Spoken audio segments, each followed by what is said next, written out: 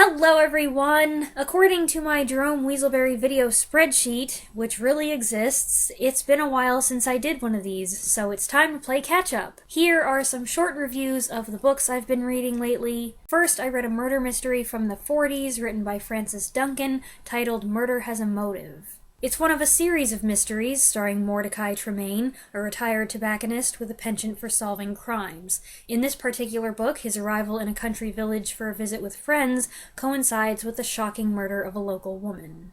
I thought this book was okay. It's a quick read, and that's nice.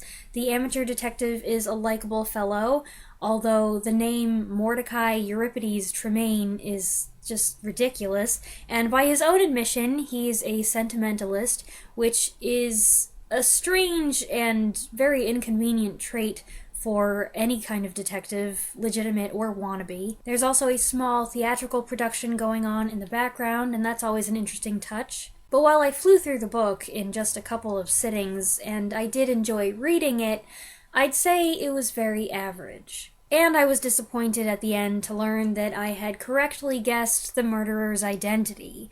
I had my suspicions early on, and I stuck with that opinion in spite of multiple red herrings, and I turned out to be right.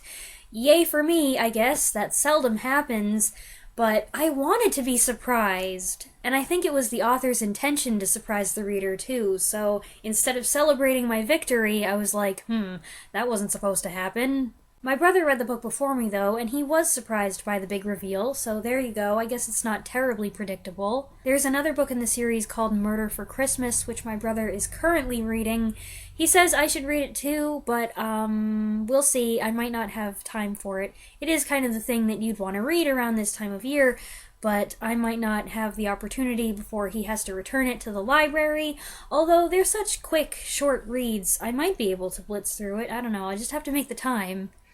After that, I decided it was finally time to read Sweet Française by Irène Némirovsky, or maybe it's pronounced Irène Némirovsky, I'm not sure, which a few people recommended in response to my videos about Le Silence de la Mer a couple of years ago.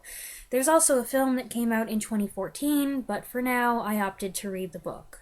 Sweet Française, which I hope I'm pronouncing correctly, is an unfinished novel about France in World War II. Of the intended 5 parts, only 2 were completed before the author was arrested and taken to Auschwitz in 1942, where she died within a month. Part 1 is an intense character study of various individuals fleeing France before the Germans' arrival in 1940. Part 2 focuses on the effects the 3-month German occupation of a French village has on its inhabitants. The book is artistically and meticulously crafted. Lots of characters, lots of threads weaving in and out. According to her notes, Némirovsky envisioned an intricate historical epic in the vein of War and Peace, and it's evident that had she lived to complete it, the book would have been huge. When I first started reading it, I did have a little trouble getting into it, and almost stopped after the first couple chapters. But I read the book jacket flap, which maybe I should have done before, but I often skip that because I don't want to know too much about a book before I read it. But in this case, it turned out to be helpful. It gave me a better idea of what to expect from the book, and the organization of it, and just where things were going, what each part was about. Once I understood that it wasn't going to follow one narrative, but would follow multiple people who might not be very likable, heading in a similar direction whose paths might cross, then I had a better sense of direction, and I was able to get into it. And I'm glad that I did that and stuck with it, because part 1 turned out to be so gripping, and even shocking in some parts. There were 2 scenes that really took me by surprise. I liked part 1 a little better than part 2, I think, but both parts contained some heavy character dissection and the examination of opposing philosophies and fluctuating attitudes between the French and the Germans. In a way, it is a very psychological book, but not completely. Still, in spite of that, I confess I might have come away from the book feeling a little emotionally disengaged, perhaps because it's unfinished, or perhaps because there isn't a plethora of lovable characters, had I not gone on to read the back matter that's included at the end of the book. That back matter is made up of excerpts from Némirovsky's journal, relevant correspondence leading up to and following her arrest, and the preface to the French edition, which tells the story of her death and of the preservation of her manuscript. If this book sounds interesting to you and you choose to read it, I strongly encourage you to read the whole thing. As with Anne Frank's Diary of a Young Girl, the harsh reality of what happened to the author elevates the incomplete written work to a more powerful and profound level.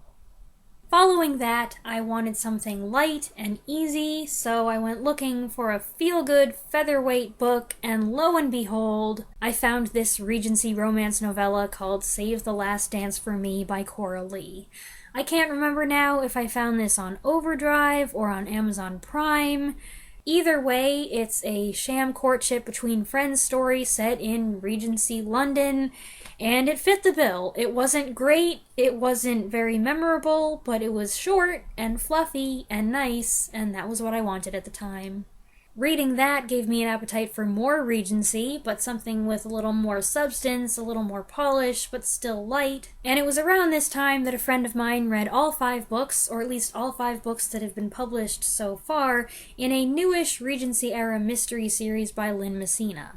Come to think of it, my friend didn't actually say if she liked these books or not, but since she read all 5 very quickly, they couldn't have been terrible, and then I read the blurb for the first one, and I said, I've got to try this. So, through Amazon Prime, I got my hands on a Brazen Curiosity, the first in the Beatrice Hyde-Clare Regency Mystery Series.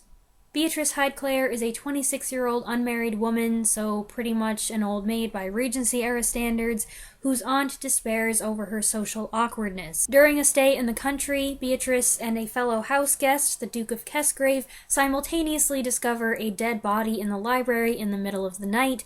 Beatrice then shocks everyone, including herself, by undertaking a hunt for the killer. I think I read this in a day. It was delightful, so funny and quirky.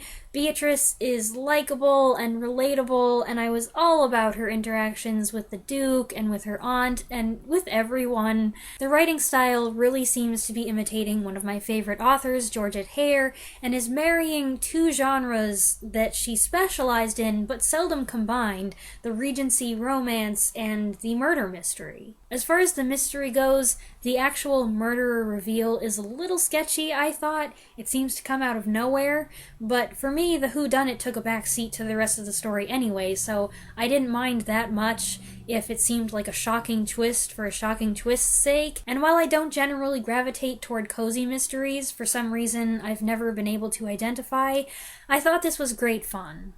Meanwhile, in the process of borrowing this book from Amazon Prime, I discovered that they had a whole bunch of other ebooks that were free to borrow, so yeah, I went a little nuts.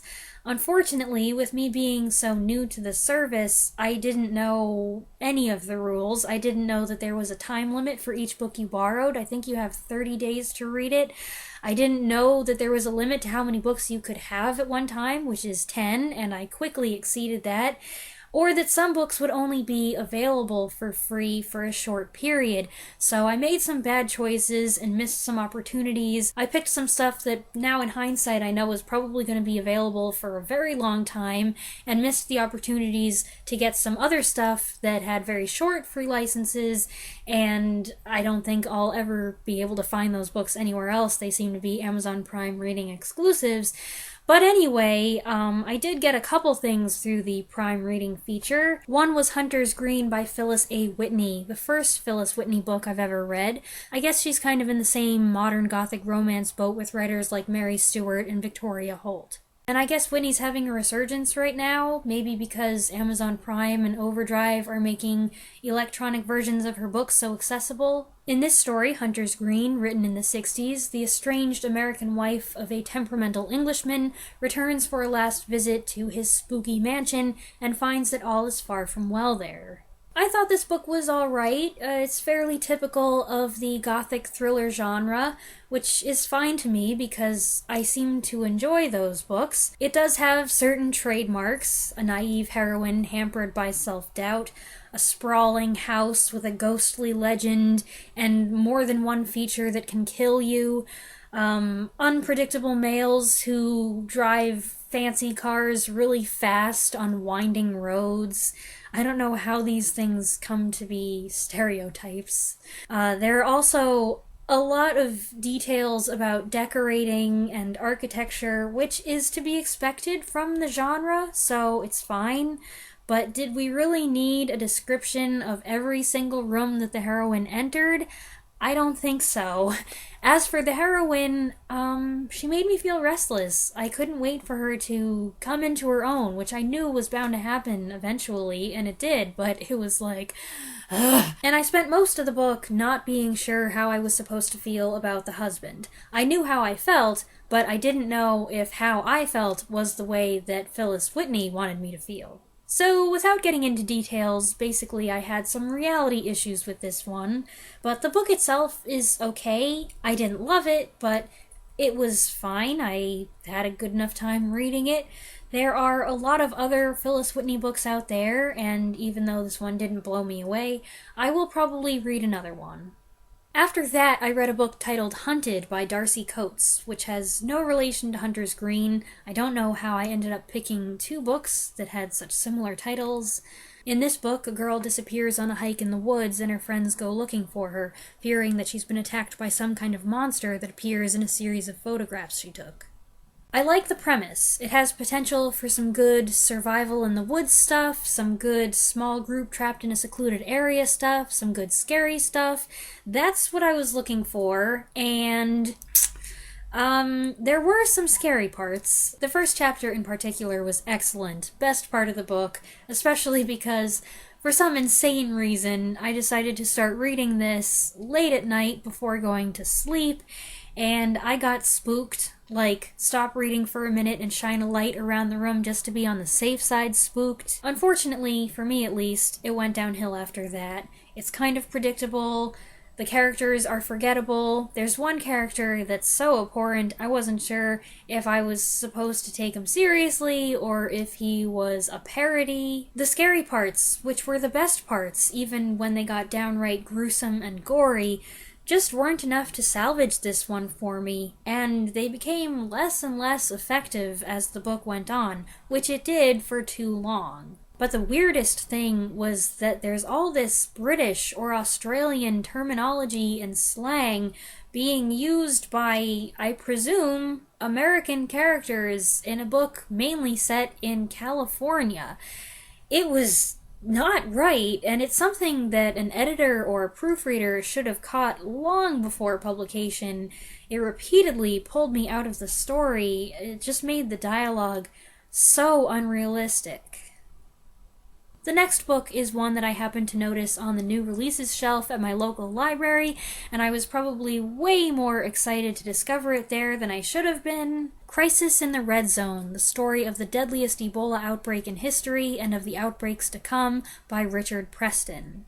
Back in 2014, around the time of the outbreak this book is about actually, I read Richard Preston's landmark book about Ebola, The Hot Zone. It was easily one of the most disturbing books I had read in my life up to that point, thanks to its detailed descriptions of the horrible things the virus does to the human body. I am a squeamish person with too much imagination when it comes to blood and guts, and The Hot Zone was almost more than I could handle. I sometimes had to put the book aside for a minute while I was doubled over, trying not to throw up or pass out or both at the same time. That is not an exaggeration at all. I have felt queasy reading books before, but The Hot Zone reached a new level for me. So why was I so excited to read this book? I don't know. I'm crazy, I guess. This is one of those weird personal contradictions. As much as I am a squeamish person who doesn't like gross medical stories and feels faint at the sight of blood, I find stories about epidemics and pandemics, especially ones with hemorrhagic fevers, really interesting. And I remember the 2014 Ebola outbreak very clearly. As it turns out, I liked Preston's new book, Crisis in the Red Zone, much better than The Hot Zone, which kind of lost my attention in the middle section, which was all about lab work and testing monkeys. Not that Crisis in the Red Zone was less nauseating. If anything, it was more graphic and more disturbing, especially because there are a few childbirth scenes, and Ebola plus childbirth. It wasn't just the reading that was difficult to get through either. I was telling my mom about what I'd read, and I think in the back of my mind, I was hoping that if I talked about it, I would somehow get over my squeamishness and it would be easier to get through those passages in the book. But I was telling her about stuff, and all of a sudden, mid-story, I could feel the blood draining out of my head and my vision starting to get kind of spotty and darkening on the edges. And I had to stop and say, you know what? I don't feel well and I can't talk about this anymore. We need to change the subject immediately. So obviously, I'm not going to go into horrific details here, lest I pass out on camera. Anyway, my theory is that if you can get through Chapter 1, which has Ebola plus childbirth, and then Part 1, which is probably the most difficult section of the whole book from a details perspective, then you can probably make it through the whole thing, and I did, with minimal incident. And beyond just being able to tolerate it, I thought the book was great. It's thorough and engaging. The way Preston breaks down the science makes it easy for a layperson to follow, and there's not so much science that it's overwhelming or boring. Preston will occasionally repeat a detail or a description, which was strange at first and seemed like it might be a mistake, but that kind of repetition actually turned out to be really helpful for keeping the many individuals involved here straight, and for jogging my memory when I needed it, and for hammering in key points. It's a page-turner with its fast pace and intensity precipitated by the short chapters, and there's an element of suspense that comes from not knowing who will be infected, who will die, and who will escape. You're in the thick of it with these people, and it's emotional. So I'm surprised to report that Crisis in the Red Zone turned out to be one of my favorite books I've read recently. I recommend it if, like me, you have an interest in the subject, and if you think you can stomach it. By now, I've established a pattern, and you can probably guess what I went looking for next. Something light and funny and cheerful. Well, actually, I went for yet another murder mystery, but it was the second book in the Beatrice Hyde-Clare series, so it wasn't dark. I hadn't thought I'd be able to read the other books in the series, because as far as I know, the only way to get them is through Amazon's Kindle Unlimited program, and I didn't want to sign up for that. But in an amazing serendipitous twist, a couple weeks ago, I got a notification on my Kindle at about 3 in the morning, don't ask why I was up at 3 in the morning, that Amazon was offering me a free 3-month trial of Kindle Unlimited. So you can bet your boots I jumped on that offer as soon as possible. And the first thing I did was get the next 4 books in the series. And as soon as I was done with Ebola, I read book number 2, which is titled A Scandalous Deception. And I really enjoyed it. I enjoyed it so much, in fact, that partway through, I couldn't resist the temptation to skim ahead a little bit. And then I kept going and going until, oops, I reached the end of the book. So then I had to go back to where I had left off and read it again properly. So technically, I read the book 1.5 times, or 1 3/4 times. I will say this, it can get a little wordy, which I think is reflective of the style Messina is imitating, but there are times when a character asks a question, and it's followed by a couple paragraphs of Beatrice's thoughts. And by the time she answers the question, I have forgotten what the question was. I think that's one reason why it was hard not to skim ahead. The other reason was because, well, I've gotten addicted to the slow-burning romance that is the main plot or the subplot of this series, depending on how you look at it. I'm loving the banter and the humorous exchanges and the gradually developing feelings and whatnot. The mystery is cool too, it's fun, and it generates a lot of crazy situations, but it's more like a vehicle for bringing these two people together in a delightful way. Not delightful for the murder victim. Anyway, those are the books that I read recently. I really should try to do these videos more often so that they don't get so long. I am hoping to read a few more books before the end of the year, but we'll see how that goes. I don't know. I hope you enjoyed this video and maybe picked up a recommendation or two from it. Share your thoughts in the comments below, and I'll be back soon. Thanks for watching.